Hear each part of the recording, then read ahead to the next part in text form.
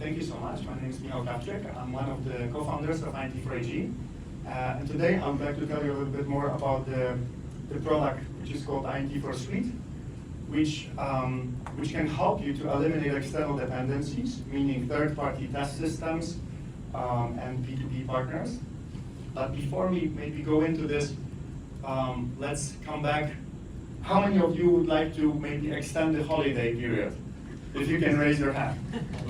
Okay, almost everyone? Yes. The people that didn't raise their hands are probably, maybe they didn't hear the question, or there's a second answer. Maybe they have small children, so they actually have holidays when the children are back at school. This can also be the case. But let me give you an example. Let's come back to the holiday period. Let's imagine that we're coming back from holidays. And we've made a lot of photos. We've made 100 photos, and now we would like to make an album, a real album. Some people still do that. We would like to make this album, but the album fits only 20 photos, right? So we have to choose some of those photos. If I would group you into small groups of 10, 15 people, I think we would have like 5, maybe six groups over here, where you would go through this 100 photos and maybe pick 20 photos so that we can print them. But you have two choices. You can either do it today. You have a few minutes break. You can do it today, or maybe you just sit together right now and you just do it. I don't know how much time will it take. Or you don't need to do it today. You can do it next Monday. But next Monday, you're no longer here. You probably don't know your telephone numbers. You would have to somehow organize the meeting. You would have to make sure that everyone is available. How many of you would choose the option to postpone it to next week? You would. Okay. You would like to postpone it to next week. You wouldn't like to do it today. Okay. Why is that? Why would you like to do it today? Why is it simpler to do it today? Are you just so well organized that you have the time today, or why would you like to do it today if you have a team of 15 people and all of them are available here? Why would you want to do it? All stakeholders are together. Yeah. So what would happen? Is it quicker? Is it on schedule? On schedule? Yeah. So avoid a lot of admin tasks of collecting. Exactly. Who among those 10 or 15 people would like to schedule 15 people for next week? I mean, it's a nightmare, right? We all know scheduling is a nightmare. But somehow it has a lot to do also with a lot of SAP programs, where the teams are working on the central SAP system over here. But there is a lot of external dependencies, because when you're doing a very complex S4HANA program, whether it takes 5 years or 7 years, sometimes 3 years, there's a lot of external partners. So on one hand side, you've got the different non-SAP applications, like legacy applications, all of those test legacy applications that need to be available on multiple tiers. Right? They need to be available on development, on quality, on test, pre-production, maybe training system, so that the team can actually do the work. On the other hand, these are the internal teams. On the other hand, we've got the teams that are working outside of your company. So these are usually B2B partners, like EDI partners. Most of the SAP customers are buying, selling, and shipping everything through integration. Right? It's a myth that people are keying in sales orders, right? It's all done through integration. So what happens when the project kicks off? We're doing this S4HANA implementation because we need to get to the SAP is very often showing you the end journey, right? What will happen if you have this S4HANA system? How more agile, how more responsive your company will be? But we have to get there somehow. And what happens when we started the first phases of testing is that all of a sudden, the people who were supposed to help us with testing on those legacy applications, they're not available. We didn't manage to schedule them. They do not have time because they have other obligations. They are not working full time just like every SAP consultant. With your EDI partners, the plot thickens because then sometimes you even have to pay to get their help with any sort of testing, right? So what is the result of that? The whole SAP team is waiting. They cannot do the project. They cannot continue the project, right? Because the applications are not available and your business runs on integration. It doesn't matter what kind of integration platform you use, and I agree. You should not be looking at specifically maybe even at a vendor. You should be looking what is it that you want to achieve. But your business processes are integrated. So what to do in this case? How to enable the teams over here that are working on the SAP? So it turns out that a lot of some of the largest S4HANA transformations happening all over the world already have this solution, right? Companies like Procter & Gamble, Colgate, Unilever, Nestle, or Shell, ExxonMobil, different retailers like IKEA, Aldi, they have found a way to eliminate this burden to be able to run the project more smoothly. And what they do is they simulate those external systems. The majority of testing of SAP programs is still manual testing. So there's actually no need to communicate with all of those external systems for the majority of testing. First of all, because we already know those transactions, because we've probably exchanged a lot of the information with those companies in the past, in the production, right? So there's not that much need to continue working in the old way if we can decouple our SAP S4HANA program from those external dependencies to give more control to the SAP teams. The question is, why is it not? Why probably many of you do not know this yet, right? So this is where we again come in with, for example, with IBM Innovation Studios, where we're working with the colleagues to show that these things are actually possible, right? You don't need to get strained by the unavailability of different partners, of different systems, on different landscapes. And again, this is just an easy scenario, right? I'm not even talking about the scenario when you have N+1 landscape. So you're doing multiple projects, multiple S4HANA projects at the same time. Then imagine bringing all of those external systems to work with your SAP, bringing the EDI partners or B2B partners. It becomes a nightmare. But this is not the way how you can run your project. There are simpler ways. So if we try to see how we can work, and hopefully I'll be able to show you a small demo very quickly. The way how we can simulate those systems is that we can just take a bunch of we can take hundreds of thousands of historical messages from your integration platform, from the production landscape. We can store them in a database, and we can make them available for testing on any other landscape.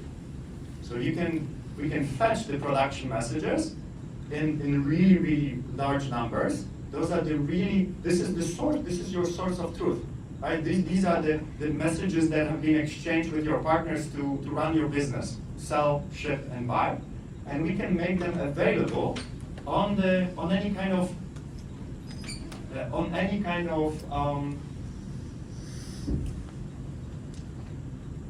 non-production landscape. Right? So this would allow your SAP teams to work in a much faster pace, and they can control their work in a much better way. And I'll give you an example, because I would like to quickly show you how does it work. So obviously there are many ways to access the application, but yeah, we're in 2025, so we have to use agents right now. So since everyone is using agents, let's assume that we will simplify this access as much as possible. We don't need anyone to know what kind of application needs to send the messages. We just want them to know they want to receive, for example, a sales order from an EDI partner, or they want to receive a delivery confirmation from an external partner, or maybe they want to send out an invoice to an external partner. They just want to validate if the integrated business process is working. So how can we do that?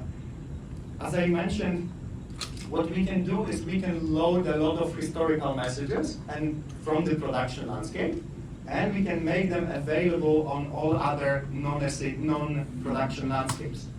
So if I'm a functional consultant, if I'm a functional tester, for example, for order to cash, I would like to create a sales order on one of my environments. But the sales order is coming through EDI, right? I'm selling through EDI. So I can just ask, can you give me a few test cases for sales orders with material, and we can specify a specific material. So what the system will do is it will try to find the historical messages that are available, that were probably exchanged on your production system. So we see we have a few test cases.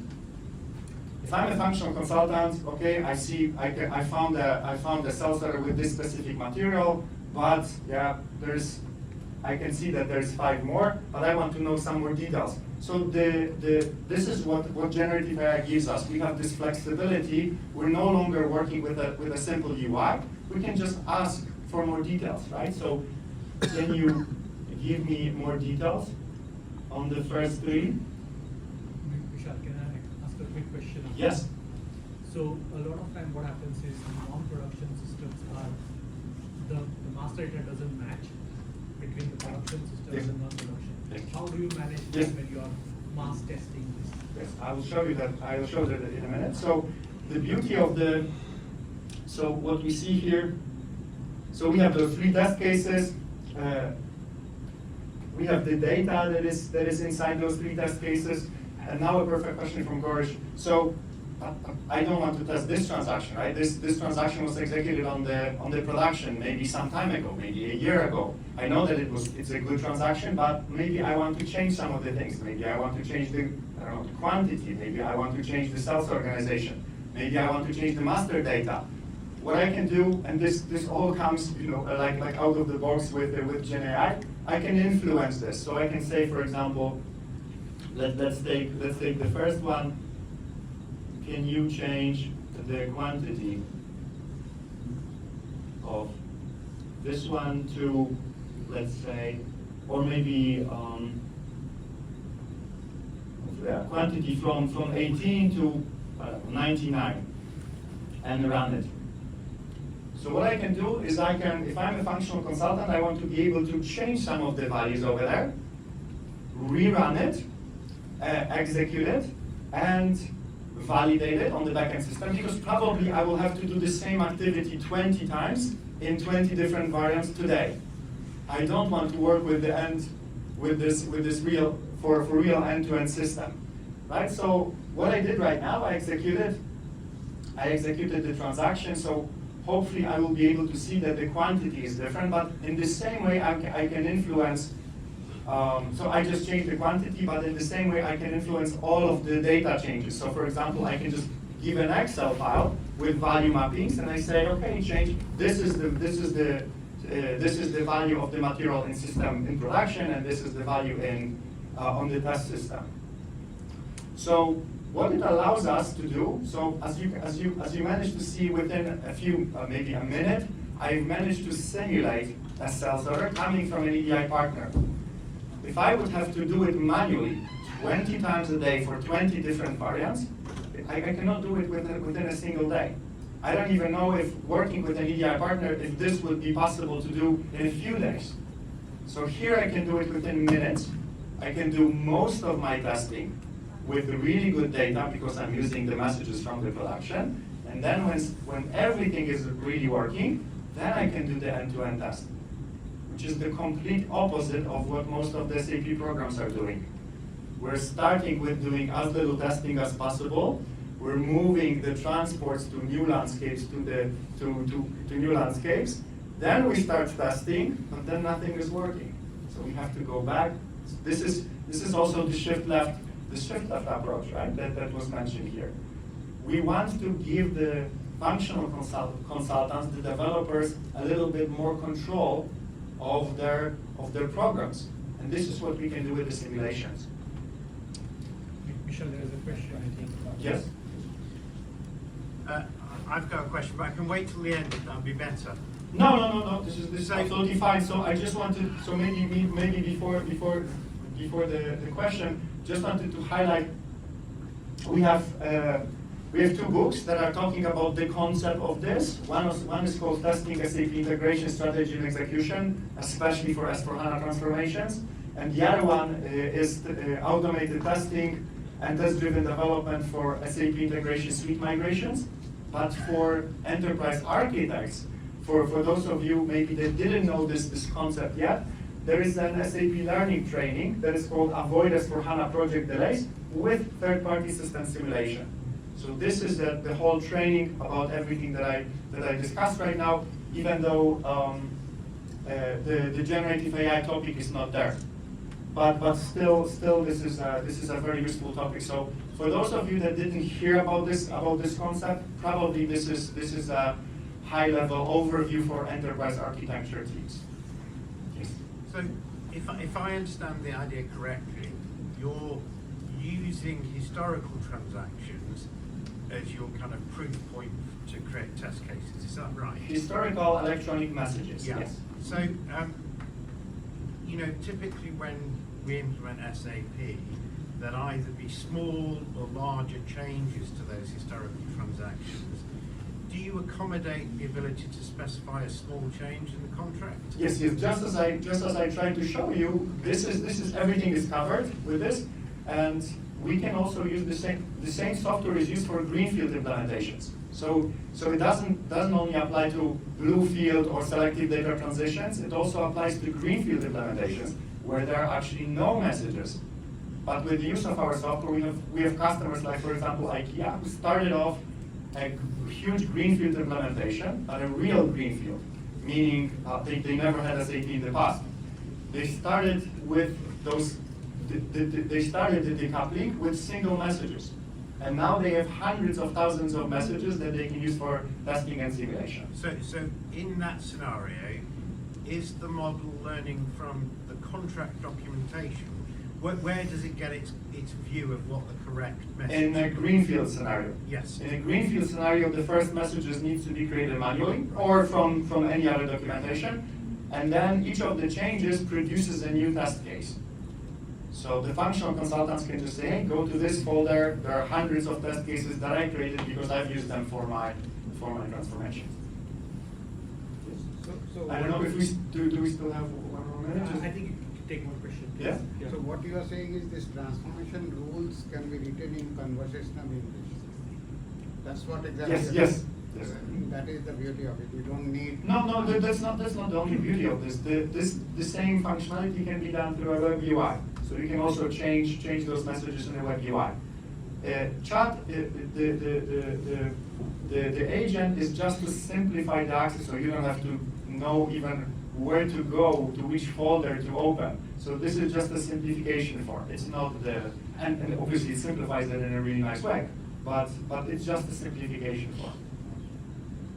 When you are simulating this data, so are you also taking a note that how the actual integration is mapped, like the technology, let's say it is using OData or No, because we know this from the integration platform.